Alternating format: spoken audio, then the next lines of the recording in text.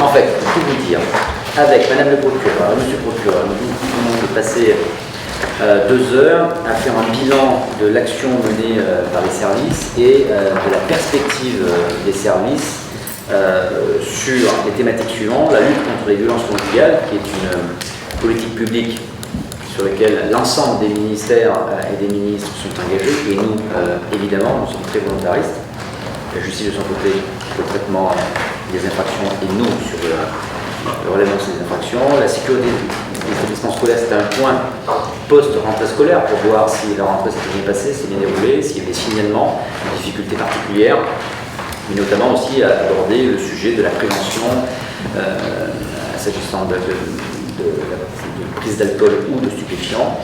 Et ensuite, la lutte contre les trafics de stupéfiants, qui est un axe également majeur de développement sur le terrain de ce que nous voulons faire, comme pour l'insécurité routière ou la sécurité routière, en termes de prévention, en termes d'action, de façon à ce que, à la fois dans mon champ de compétences, qui est de l'ordre public, nous puissions être beaucoup plus présents, beaucoup plus visibles, et permettre aussi à la justice de poursuivre son travail que je salue particulièrement, parce que parfois, et malheureusement, les gens considèrent qu'il n'y a pas de réponse judiciaire, etc. Je m'oppose en faux en tant que préfet, parce que je vois le travail qui est fait et les sanctions qui sont prises, notamment sur l'alcoolémie, sur le trafic de stupéfiants, et des sanctions assez lourdes et qui sont quasi systématiques. Donc franchement, ce n'est pas un commentaire, c'est un constat. Et donc il y a un travail de fond qui est réalisé. Je salue les efforts de la justice. En termes de sécurité routière, des efforts très conséquents seront également opérés en termes de présence sur le terrain et d'intervention, à la fois pédagogique. Je l'ai dit hier à l'UNI, lors de ma présence à leur réunion à Lorient. Il s'agit de co-construire avec les cafetiers, avec les gérants de boîtes de nuit.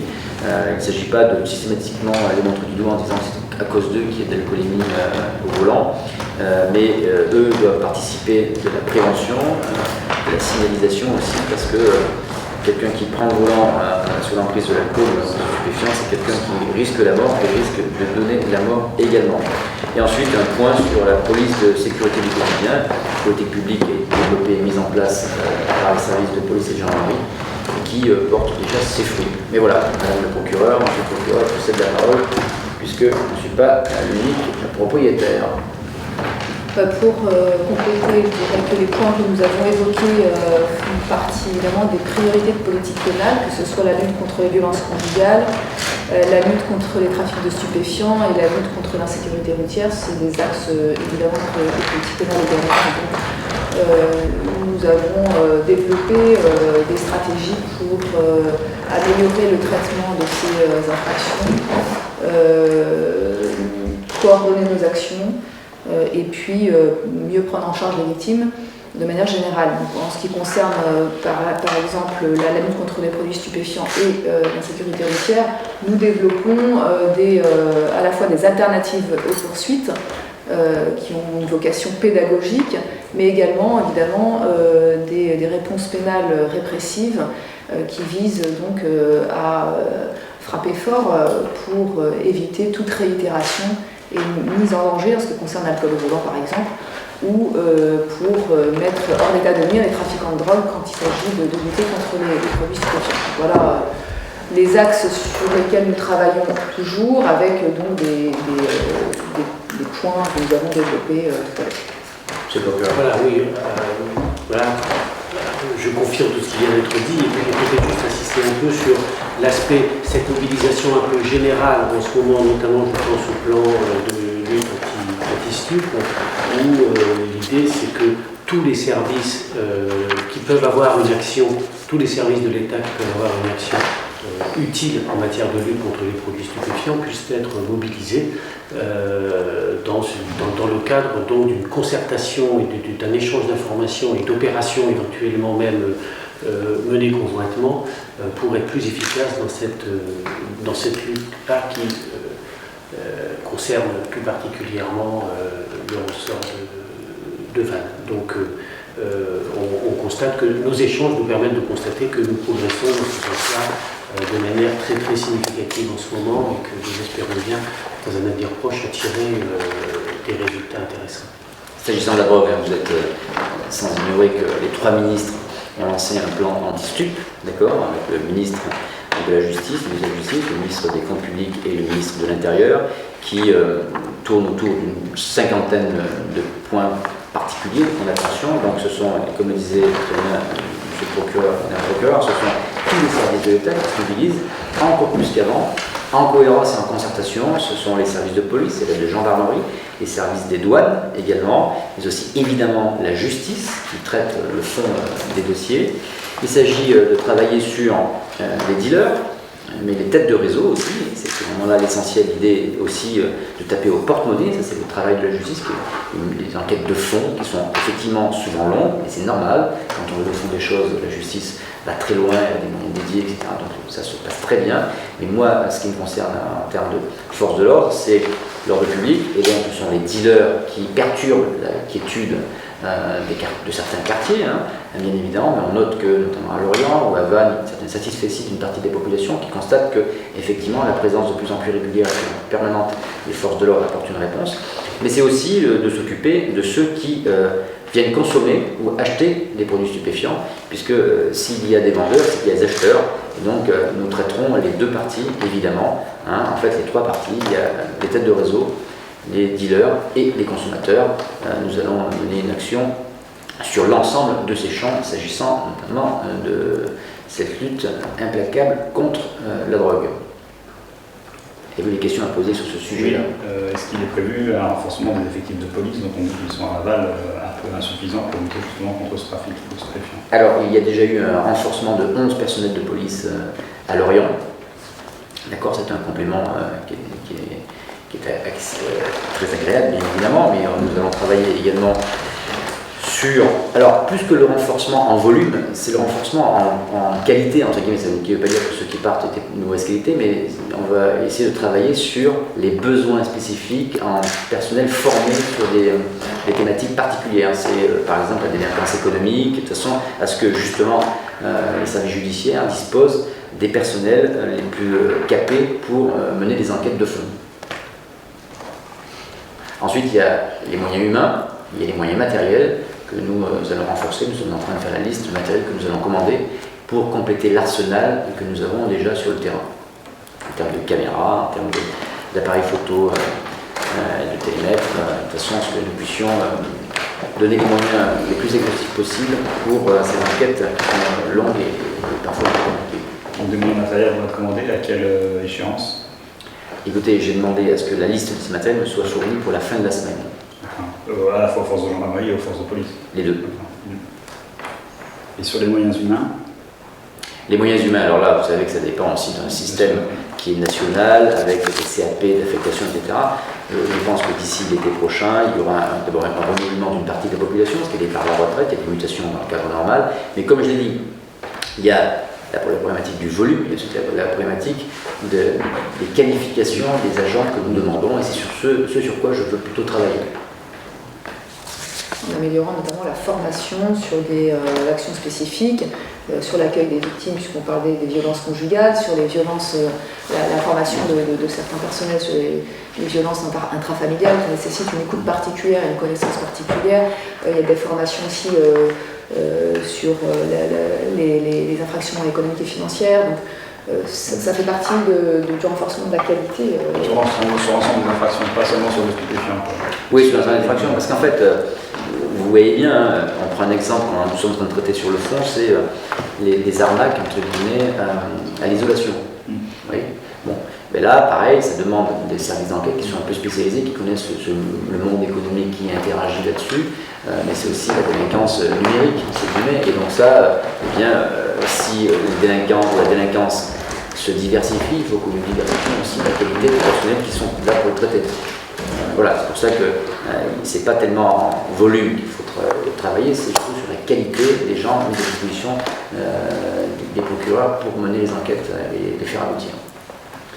S'agissant de la sécurité routière, à l'instar de ce que nous voulons mener collectivement sur la lutte contre les stupéfiants, nous voulons générer un peu du stress sur cette population qui malheureusement conduit trop souvent sous l'emprise de l'alcool ou de stupéfiants.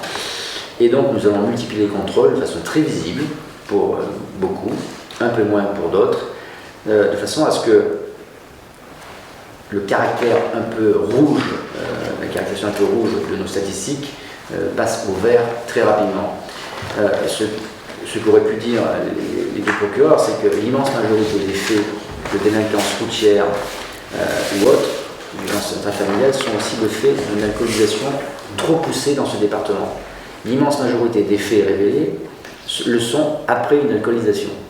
Et donc, nous devons travailler impérativement sur l'alcoolisation, et l'une des façons de travailler, c'est aussi de contrôler, et notamment l'alcoolémie au volant, parce que pour nous, c'est un phénomène de masse, et donc ça permet à la fois de sensibiliser, mais aussi à la fois d'essayer de tenter de limiter ces morts sur la route qui sont vraiment trop nombreux dans le Morbihan. Donc on va agir également sur réquisition des procureurs de la République.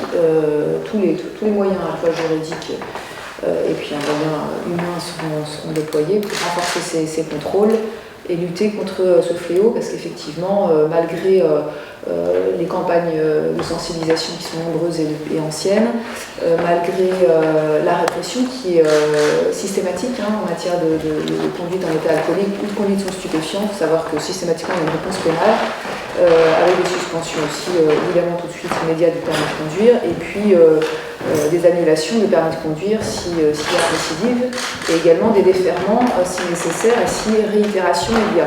Donc il y a une répression, mais malheureusement on constate encore trop souvent des conduites anti-alcooliques qui sont des conducteurs impliqués dans beaucoup d'accidents, notamment mortels.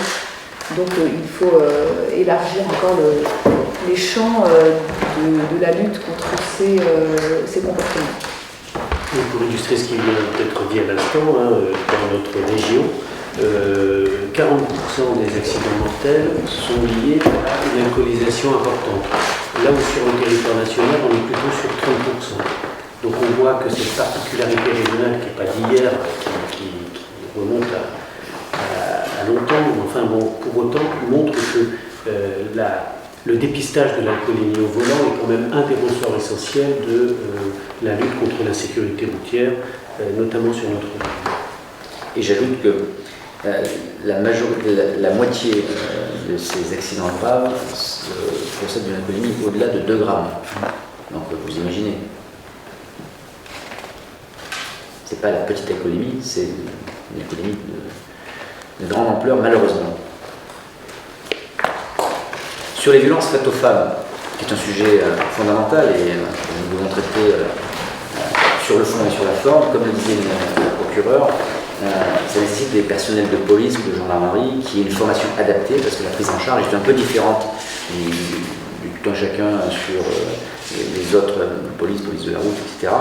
Et donc ça, nous avons une attention particulière. Nous allons aussi procéder à une vague de communication avec la réalisation en cours de 52 petits clips vidéo de 2 minutes que nous diffuserons sur YouTube, de façon à ce que les femmes victimes ou potentielles victimes, celles qui commencent à avoir peur, puissent se référer à ces films. Ces films diffuseront les noms, les numéros de téléphone, les adresses mail, les contacts qu'elles pourront avoir pour à la fois trouver un logement, un refuge si elles en ont besoin, mais aussi une écoute dans les services de police, leur attachement, les services de gendarmerie et ces différents services de l'État, la cohésion sociale, etc., de façon à ce qu'elles puissent se raccrocher à des éléments qui lui permettent de se sortir d'où elles sont, et surtout qu'elles osent le faire et qu'elles puissent porter plainte et que la justice puisse faire son travail.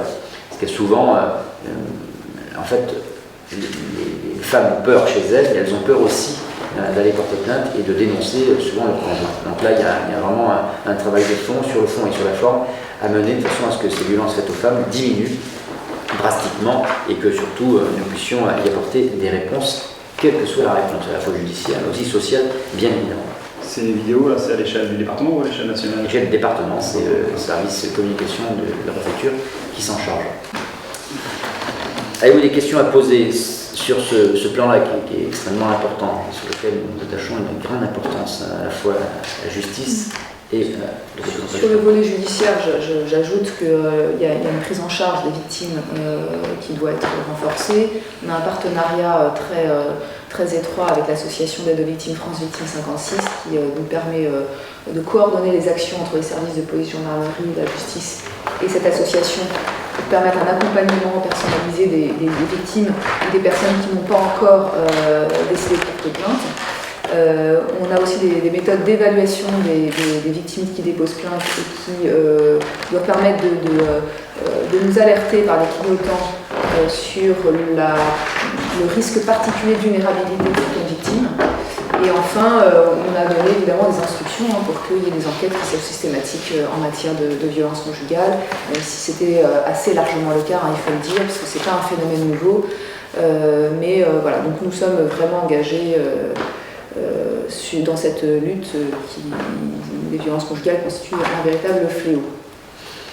Sur le dernier volet qui est la police de sécurité du quotidien, donc, ce que je disais sous l'acronyme de PSQ, donc on voit que l'ensemble des mesures, les plus de 55 mesures qui ont été demandées de déployer sur le terrain, par une présence accrue, un contact plus aisé avec l'ensemble des populations dans les quartiers réputés difficiles, ou pas d'ailleurs, de façon à ce que le citoyen puisse avoir un lien plus concret, plus physique avec les forces de l'ordre. Les mesures sont en train de se déployer, elles sont majoritairement déployées, pas encore totalement, c'est en cours, mais les actions que nous menons avec la justice sur la lutte contre les stupéfiants, la lutte contre l'insécurité routière participent évidemment de cette police de sécurité du quotidien par ces volets de prévention, parce qu'il y a un élément essentiel. L'État, les services de police ne peuvent pas être accusés de vouloir faire du chiffre, de vouloir faire rentrer de l'argent dans les caisses, c'est pas ça du tout. L'idée, c'est de lutter contre des phénomènes, malheureusement de masse, s'agissant ici de la drogue et de l'accidentologie routière, de façon à ce que nous puissions agir en prévention, mais aussi en répression quand il le faut, l'idée étant d'accentuer la prévention en espérant limiter la répression. Pour autant, malheureusement, compte tenu des volumes, la répression est un élément indispensable. D'ailleurs, nous proposions des alternatives, ce qui notamment le mettre l'AD anti-démarrage. Il y a eu 130, Véronique, je parle sur le contrôle de ma directrice de cabinet, qui est là depuis beaucoup plus longtemps que moi, 130 EAD qui ont été mis en place. Et nous allons étudier, on a parlé avec Madame le procureur, Monsieur le procureur, sur le premier semestre 2020, justement, on va aller voir tous ceux qui ont eu cette alternative pour voir comment ils ont ressenti, quel était leur positionnement, pour voir un peu quel est l'effet sur le terrain et quel est le ressenti. Tout ça, de toute façon, à évaluer la pertinence de ce choix, qui est assez massif dans ce département par rapport à d'autres qui se sont moins engagés sur ce sujet-là. En tout cas, les retours qu'on a des entreprises qui sont en charge de la mise en place de ces dispositifs sont assez positifs. Des questions? J'ai vu dans le petit document qui nous est permis que vous aviez l'intention de passer à un volet répressif plus marqué au début de 2020. Oui, je le dis, je l'assume. En termes de sécurité routière. Je l'assume, je le dis et je l'assume. Je veux mettre en insécurité ceux qui mettent en insécurité la population. Donc c'est simple, il y aura des contrôles beaucoup plus fréquents, beaucoup plus visibles aussi, parce qu'il faut que les gens cessent de conduire sous l'emprise de l'alcool et de conduire à de très grande vitesse. Ça évitera les morts, ça évitera les accidents, ça évitera de priver des familles de leurs enfants, de leurs frères, de leurs sœurs, de leurs parents. C'est un élément important. Donc j'assume le fait de dire que oui, nous mettrons sous stress des populations qui d'habitude mettent sous stress l'immense majorité de l'autre population, c'est qui nous demande rien. Tout comme pour les trafics de stupéfiants. Voilà, nous nous occuperons plus souvent le terrain, de façon à perturber le trafic, à la fois en traitant la partie des consommateurs comme des dealers, et la justice traitant le fond, qui est extrêmement important, et quasiment le plus important, c'est-à-dire je suis la tête de chaîne. Aujourd'hui, effectivement, dans les stupéfiants, on voit que la réponse pénale du parquet est très ferme et systématique. C'est très bien. À chaque fois, oui, c'est très bien. Pour ce qui est des consommateurs, il y a peu d'actions, ou en tout cas, c'est peut-être des audiences de juge unique. Il y a des poursuites. Non, mais oui. c'est pas une. Sur les usagers, la réponse pénale n'est effectivement pas la même. On va pas aller vers une peine d'emprisonnement, ne serait-ce même avec sursis. On va être sur des réponses qui sont des réponses alternatives, c'est-à-dire des orientations pour des soins. Personne va devoir justifier cette orientation, d'avoir pris à tâche avec un médecin pour évoquer sa consommation. Ça va être aussi des stages de sensibilisation au danger des produits stupéfiants, obligation de suivre un stage, etc. Et si on suit ce stage, la procédure est classée. Ça va être aussi des amendes Et donc il peut y avoir aussi des condamnations dans le cadre de procédures simplifiées, par ordonnance pénale notamment, à des peines d'amende. Voilà. Alors sur le simple usage, mais en réalité, si vous voulez, souvent l'usage est aussi réprimé et sanctionné parce qu'il est souvent en lien avec une autre infraction. Hein, celui qui revend à ses amis pour pouvoir se financer sa propre consommation.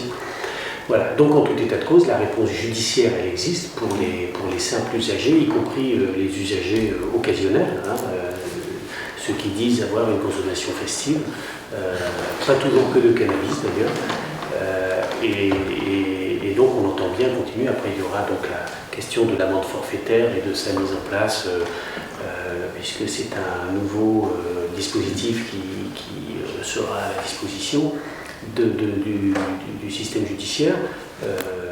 Il n'est pas question, et il n'a jamais été question que le consommateur n'ait pas de compte à rendre et qu'il ne soit pas censuré. C'est comme à Rennes, Monsieur Touron, c'est comme à Rennes, je crois que le procureur hier a annoncé une amende de 200 € Oui, systématique, je pense. Alors, je ne sais pas si c'est une base et si on peut aller plus haut, ou c'est-à-dire que vous consommez, c'est 200 €. Ouais. C'est le montant qui a été finalement arrêté donc dans le texte qui a prévu cette amende forfaitaire délictuelle. C'est national en fait, c'est pas une initiative du procureur de Rennes qui décide j'applique Ah non, 200 c'est pas lui € d'un. c'est pas lui qui a fixé le montant de. Ok, parce que j'avais pas compris ça comme ça. Et là encore, vous parliez de plus de fermeté, c'est vrai que ce qu'on voit nous du trafic, c'est les revendeurs, les trafiquants, les guetteurs, etc.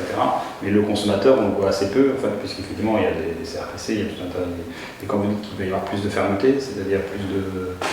Plus de présence, donc plus de contrôle. Donc ça va gêner ça va gêner le trafic. Plus de constatation d'infraction.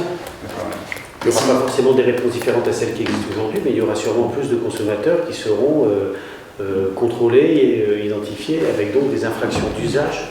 et de revente, et donc aussi de permettre, ça permettra de démanteler des réseaux, parce que plus on fait de procédures, plus on démante les réseaux. Et c'est le sens de cette amende forfaitaire délictuelle donc créée par le législateur. Ça sera mis en place aussi. Oui, elle sera mise en place partout, bien sûr. À compter de janvier. C'est janvier, je crois, début d'année. Et comment on fait plus de présence pour lutter contre le trafic des stupéfiants, plus de présence pour appréhender le problème des délits routiers à moyen constant. Si j'ai bien compris, c'est à moyen constant. Et alors, c'est simple et c'est compliqué. En fait, l'idée, c'est de mutualiser les forces, gendarmerie et police, de façon plus systématique. De façon à ce que, lorsque nous irons sur le terrain, vous verrez de plus en plus des patrouilles mixtes, police, gendarmerie, et y compris, on va essayer d'embarquer avec nous aussi les polices municipales, parce que c'est quand même dans le champ exclusif de compétences des élus que d'investir le terrain.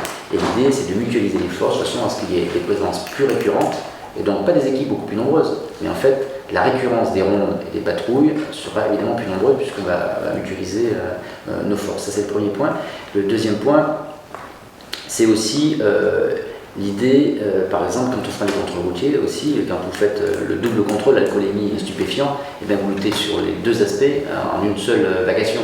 Et donc, systématiquement, vous pouvez à la fois avoir des contraventions sur l'aspect routier, alcoolémie, et l'aspect routier et stupéfiant, ou que stupéfiant d'ailleurs. Quand on va faire une opération stupéfiant dans un quartier et qu'on se met sur les ronds-points d'à côté pour faire du contrôle route, on lutte contre les stupéfiants dans un sens et aussi contre la sécurité routière dans l'autre sens. Mutualiser les moyens, je l'entends, on l'a vu à la vanne avec la police nationale et la police municipale notamment, mais gendarmerie et police, ça doit être ensemble, c'est plus compliqué dans la mesure où ils ont des territoires d'intervention différents chacun. Détrompez-vous, il arrive régulièrement que les services de gendarmerie et de police soient co-saisis dans le cadre de certaines procédures pour pouvoir justement monter des opérations communes parce que la limite de la zone police et de la zone gendarmerie, elle est poreuse pour ce qui concerne certains types de délinquance et que donc non, c'est effectivement pas non plus le quotidien de ces services-là, mais à chaque fois que ça a été mis en place, ça a été positif.